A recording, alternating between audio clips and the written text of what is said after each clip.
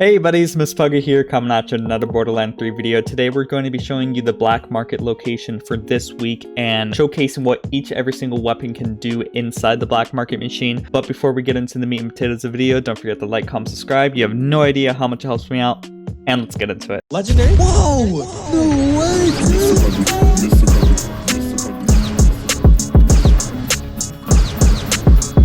So first things first, the location of the black market machine is going to be on Eden 6 today. It's going to be on the canopy, and it's going to actually be right inside of the actual ship. I think they call it in lore the family jewel or something like that, but it's actually right here. It's kind of hard to see because there's a lot of layers to the ship, but it's actually underneath right there. There's only one fast travel location you can actually go to, which is going to be right at the very beginning. Now it's pretty far, honestly, so I'm actually going to be starting right outside the ship. I would assume you know where to get to the ship because you would go there every single story playthrough. So I'm going to start right outside the ship. It doesn't take too long to actually get to, and pretty much what you want to do is enter the ship, and then you're going to take immediate right.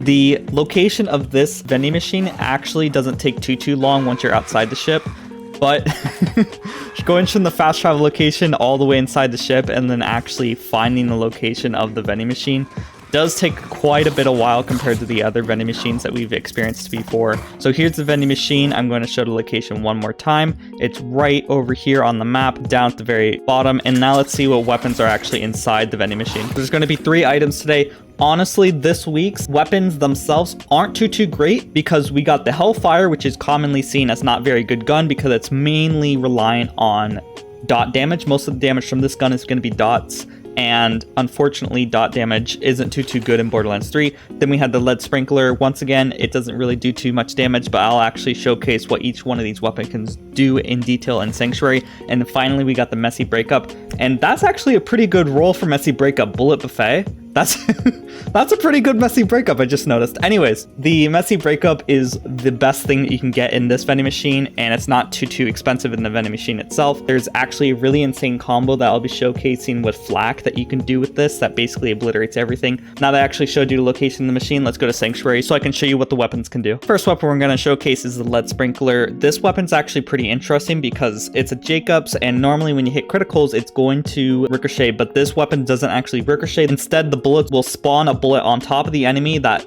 launches itself to the ground and explodes, which sounds really cool in theory, but I'll showcase in a few moments why it isn't too good. This weapon cannot spawn in any elements, and its max damage is going to be what you see here, 22k. Now, the bullets that it spawns after you hit a target is going to actually deal splash damage, but this gun cannot spawn in any splash damage anointments, so you can't use anything to benefit off that. I'm using an Infernal Wish, so sometimes you'll see 2 projectiles spawn, but every single time you hit the target, it's only going to spawn 1 projectile. But if you hit a crit, it'll spawn 3, which is really cool. With the Infernal Wish, it'll then spawn 6, which is very cool as well. But unfortunately, it doesn't, as you see right now, every single one of those explosions didn't actually hit the Jack clone, which is very unfortunate. So I'm just going to keep hitting until it does hit the Jack clone. And see right there, that one hit the Jack clone, but that's only because I'm playing Moze and I have Tor Cross Promotion, which has a chance to double our splash radius. Now you could, in theory, use maybe area of effect radius on both your class mod and artifact to maybe let it hit every single time, but I'm not honestly sure if that's really worth it because the damage itself isn't really good at all, which is a bit of a shame because it honestly is a pretty cool effect. So as you're hitting the enemies, it's not going to actually hit anything. It's not going to hit your main target unless it moved in a janky way, unless you have Tor Cross Promotion, as I see right here. And the damage that it deals isn't very good either. I tried speed killing Grave Ward with this with my Moze setup, even with Elemental Projector, and it barely did anything. I got 1/3 of his health bar down in maybe like 6 seconds, but it wasn't very good, and I was hitting crit spots every single time, like going his arms down, so that was easy. And that was even with Minesweeper, so it should have had some benefit of the doubt to proc some Minesweeper things, but it wasn't really good, unfortunately. So definitely stay clear of this weapon. It's not very good, but it's a fun effect, definitely. And some people like collecting fun guns, so if you want a fun gimmicky gun, pick up this weapon. And it has a pretty nice skin, honestly. Next weapon is going to be the Hellfire. Now the Hellfire, as I said before, is commonly referred to as not too very good because mainly its damage card is suggesting that its main damage is going to be coming from the elemental dot, and dot damage doesn't really scale very well, especially in Mayhems. Early game, sure, but like not very good at end game. Now these bullets that it sends out do deal splash damage, which is very good, but unfortunately this gun cannot spawn with any splash anointment, so you can't really optimize on that. It can only spawn in elemental fire, and the max damage is going to be 7k, as you see right here. It can spawn with 2 listed projectiles, so that's nice, but generally the max damage is considered the 1 projectile one because of ammo efficiency. Now this weapon is actually pretty okay on Moze because, you know, she's all about splash damage. Because of the fact that this weapon can deal splash damage on bullet hit, it's actually pretty good. Only unfortunate things that it can't spawn with splash anointments, as I said before. If it did, it could potentially be better. I was actually able to down Grave Roar with this weapon in about 5 seconds, but that's, you know, really easy on Moze because she's optimized all around splash damage. But generally this weapon isn't really considered too good. It definitely fires nice. It's a fun gun, but it isn't really good. You could definitely use a splash damage gun that would serve you a lot better on Moze, but you can definitely make it work, as I'll show in a few moments, with Grave Roar, just to prove to you that you can speed kill Grave Roar with this gun very easily. And then finally, we're covering the Messy Breakup, which is a very good shield, especially if you play Flak.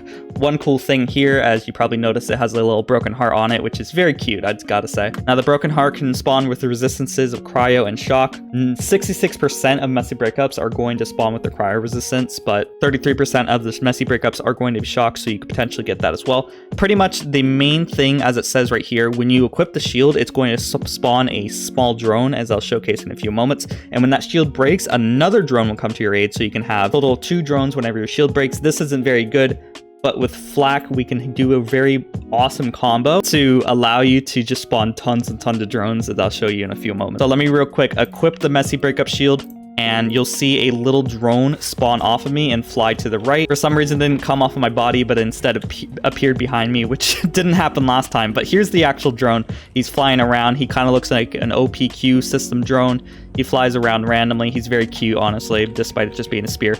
But the bullets themselves don't really deal much damage. The only time you can deal decent damage with it is with Flak, which is very unfortunate. The cool thing about the drone is that depending on what resistance that you got on the actual shield, it'll shoot that type of element. So right now my Messy Breakup has shock resistance, which means that the bullets will then shoot in shock element. As you see right now, it's not getting any short fuse procs or anything like that. It can only deal 92k damage, so it doesn't really deal much damage, as you can see right here. But when you got lots and lots of drones, as I'll show you in a few moments, those can in turn also proc a Megavore and stuff, and you'll see why that's such an important combo. Now that I showed you the damage of the Messy Breakup shield, I'm going to enter Exit Iron Bear and show you the power of the Hellfire grenade, or should I say SMG, by using my little combo here, and we're going to melt Grave Ward in a few seconds.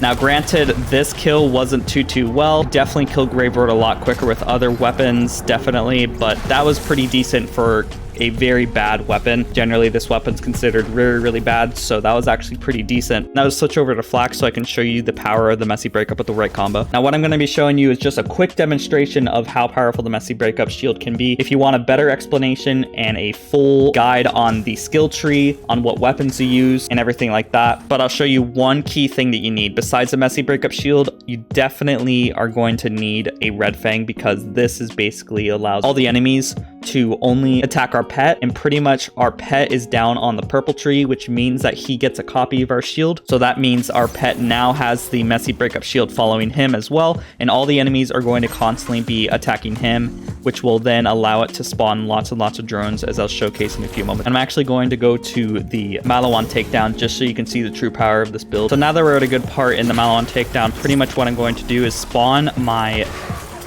pet with Gamma Burst, and all the enemies are going to in turn get aggro to him, which means that he's going to be constantly get shot at, which means that every single time the drone, every time the shield gets depleted, he's going to spawn a new set of drones.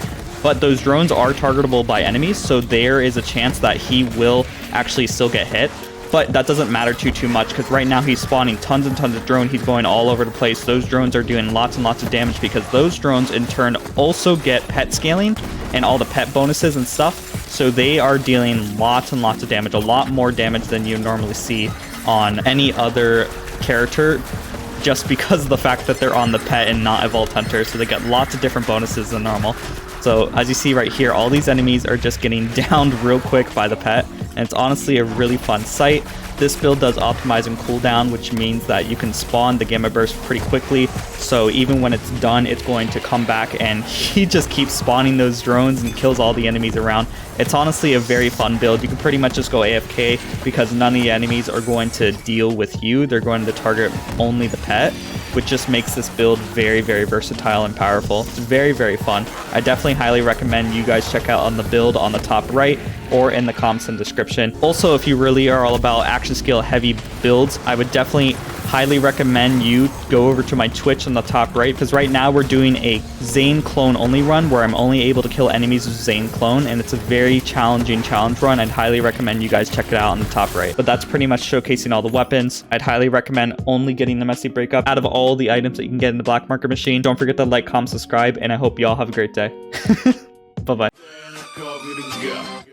And the last shall be first to immerse in a pass out heat, facing him out with a moxie melt till he woke up drowning in tchotchke hell. More in a cave with a torch on a wall than a window arrangement of porcelain dolls.